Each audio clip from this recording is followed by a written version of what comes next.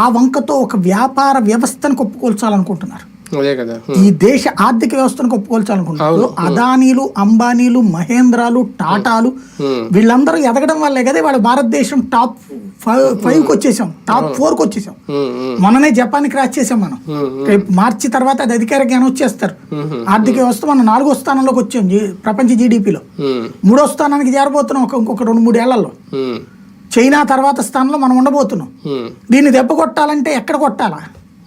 ఎందుకని ఎప్పుడైతే top 5 countries చూసుకుంటారు లిస్ట్ ఎవడన్నా ఇన్వెస్ట్ చేసేటప్పుడు, ఇప్పుడు విపరీతంగా పెట్టుబడిదారులు వస్తున్నారు ఇండియాకి.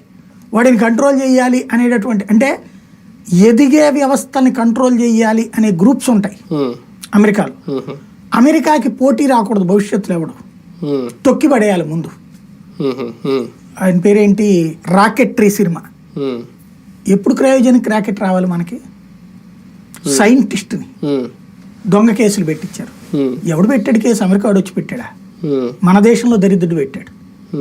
ఇస్రో ఎదగకుండా ఆపింది ఎవరు ఆ రోజు నుంచి. అట్లాగే అణుబాంబులు తయారు చేస్తున్నప్పుడు ఇక్కడ అమెరికా వాడికి ఇన్ఫర్మేషన్ ఎట్ట వెళ్ళింది? మన దగ్గర ఉన్న దొంగలు అణ్వస్త్ర పరీక్షలని ఆపడానికి ఆ రోజున కుట్ర పన్నినటువంటి.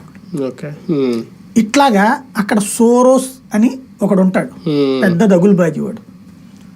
ప్రపంచవ్యాప్తంగా డిజిటల్ మీడియాలో హైయెస్ట్ ఇన్వెస్ట్మెంట్స్ వాడిది.